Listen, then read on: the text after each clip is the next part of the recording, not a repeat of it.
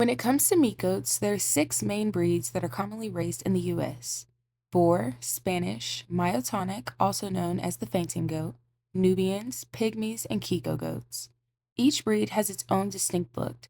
Boers and Nubian goats are known for their long, drooping ears. Spanish goats are known for their long, spiraling horns.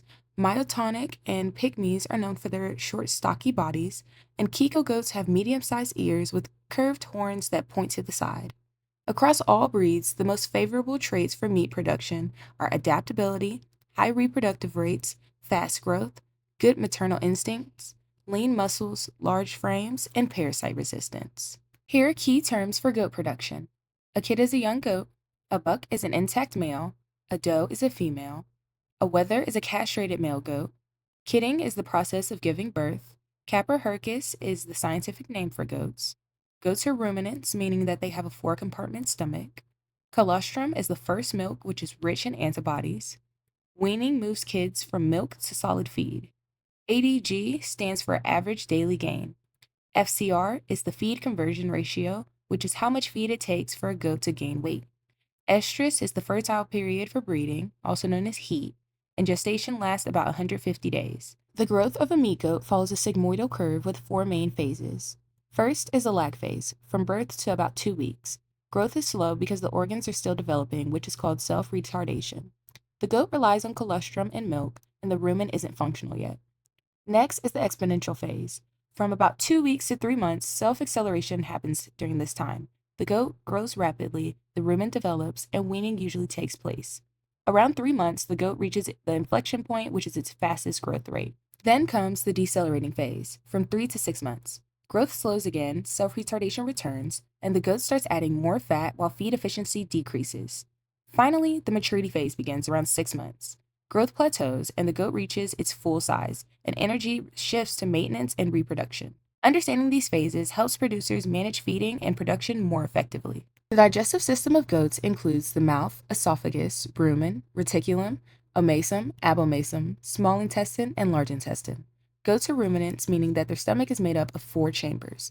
The rumen is the first and largest chamber where fermentation occurs. Next is the reticulum, a honeycomb-like structure that filters out particles based on their size. Large particles are regurgitated, mixed with saliva, and rechewed. The omasum is the third chamber where water and nutrients are absorbed. Lastly, we have the abomasum, which is the true stomach where digestive juices are able to break down food. Nutrients are essential for growth, reproduction, maintenance, lactation, and the production of products. Goats require water, energy, minerals, vitamins, and protein. Energy comes from leafy forage and browse and grains such as cottonseed, corn, and wheat. Protein supplies amino acids for protein synthesis and is a source of nitrogen for ruminal bacteria. Sources include cottonseed, soybean meal, and wheat middlings. Minerals are important for overall well-being and body functions. Goats receive minerals from forages and supplements. Calcium, phosphorus, salt, copper, selenium, magnesium, and zinc are all important minerals needed in a goat's diet. Vitamins are needed in small amounts, but is mainly obtained through their diet. Vitamins A and E can come from green plants and mineral mixes. Vitamin D can be obtained through sunlight exposure and sun-cured hay. And goats receive vitamins B and K from microorganisms in their rumen, where vitamin C is synthesized in their liver. Depending on the breed, feed quality, age, and their environment, it can take meat goats around 3.7 to 7 pounds of feed to gain 1 pound. Goats are not very efficient in converting grains to weight gain, so goats do way better on forage, and their forage intake of about 1.5 to 2% of a goat's body weight is recommended for efficient weight gain. First, let's talk about breeding. Usually, this is completed in January. Does and bucks are matched for mating during this brief but crucial stage. Many producers opt for early breeding in order to get ready for summer offspring, though timing may vary based on your area and market objectives. Gestation follows, lasting around 5 months or 150 days, and the does are pregnant throughout this period. In order to ensure successful pregnancies, they need to be fed well and monitored frequently. Kidding, the birthing process, follows gestation and typically occurs in June. In order to help with any challenging births and ensure the safety and well-being of both children and does, farmers must pay close attention throughout this time. We enter the lactation phase after birth, which is typically around June through October. The children grow stronger and more resilient as they suckle from their moms. Their growth and development are crucial during this time, and the mom's health has to be encouraged as well. Around October, weaning comes next.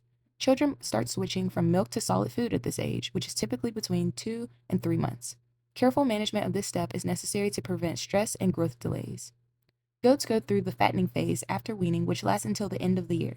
The goats are fed and raised to market weight during this period. At this point, producers concentrate on maintaining the animal's health and achieving effective weight increase. Marketing comes next, typically at the end of the year. At this point, goats are either sold or processed based on the farm's objectives and the demand in the market. At the end of the cycle, the process restarts with rebreeding, which usually begins anew in January. This chart helps visualize how these phases are spread out across the year. Each production phase is mentioned on the vertical axis, while the months are displayed on the horizontal axis. Each line indicates the typical onset and duration of that phase. You may observe how the phases transition into one another. For instance, fattening begins immediately after weaning concludes, whereas lactation coincides with the beginning of weaning. Maintaining the herd's health and the operation of profitability requires an understanding of the relationships and timing of each stage. Raising a meat goat kid to market weight typically costs between $65 and $110. This includes feed, healthcare like deworming and vaccines, and basic supplies. Market goats are usually sold at 60 to 100 pounds live weight, with prices ranging from $2.50 to $4.50 per pound. That means that most goats sell for about $200 to $400, depending on their size and market demand. For example, if it costs around $85 to raise a goat and it sells for $275, the estimated profit is about $190 per goat. Right now, the demand for goat meat in the U.S. is rising, especially around holidays and in multicultural communities. When it comes to meat goats, two key differences are observed between males and females. The dressing percentage, which is the portion of the animal that ends up as usable meat, is generally lower in males than females, and this gap widens with age. Some breeds show color differences of meat between sexes, as meat from female goats tend to be darker and fatter due to the effects of estrogen and other reproductive hormones. Males often have a lighter meat color and lower fat content, influenced by androgens, which is their male sex hormone. When selecting goats for meat production, producers focus on three key traits: frame size, muscle development, and fat cover. A wide frame supports more muscle mass, and high muscle development means more edible meat, and moderate fat cover ensures tenderness without excess waste. Focus are a wide frame, light pink to bright red flesh, tender meat, and a high muscle content. Meat producers also prefer goats that are low in fat and easy to dehair, which makes these characteristics crucial for a successful goat market.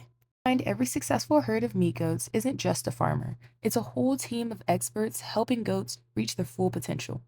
Beyond veterinary medicine, this industry is brimming with careers that blend passion, science, and business. An animal nutritionist fine-tunes feed formulas, ensuring that each goat's diet turns into quality muscle and marbled meat, balancing pasture grazing with supplements for growth and reproduction.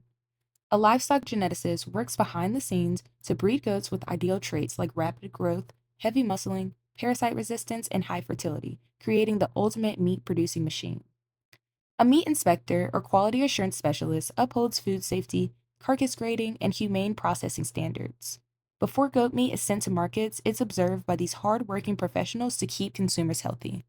Raising meat goats is a path scattered with both hurdles and golden opportunities. Some challenges within the meat market are parasite resistance, market volatility, and infrastructure gaps. Goats, especially on pasture-based systems, are highly vulnerable to internal parasites like Haemonchus contortus, which is a barber pole worm. Goat meat prices swing with cultural and religious demand cycles like Eid, Christmas, Easter, and Hispanic holidays. Compared to cattle, the meat goat industry lacks strong processing, marketing, and distribution networks. The opportunities within the goat meat market are growing niche markets, diversifying income sources, and value-added products. There's been a rising demand for lean, healthy, and sustainable red meat, especially among Hispanic, Muslim, Caribbean, and African communities. Goat producers aren't limited to just selling meat. They can also expand into milk, fiber, breeding stock, or agritourism. Creating products like goat cheese, soaps, and specialty meats allows farmers to tap into niche markets and boost their profits beyond just traditional meat sales. Technology is transforming the goat production industry in various positive ways. Genetic monitoring allows producers to track desirable traits like growth rate, meat quality, and disease resistance. Ultrasound assessments provide a non-invasive way to check body condition, muscle development, and even pregnancy status, allowing for better herd management. Drone surveillance makes it easier to monitor goat movement, grazing patterns, and pasture conditions across large areas. And finally, data management systems help farmers organize all of this information, from health records to breeding performance, which makes decision-making faster and more accurate. Together, these technologies are boosting productivity, animal welfare, and profitability for all farmers and meat producers in the goat industry.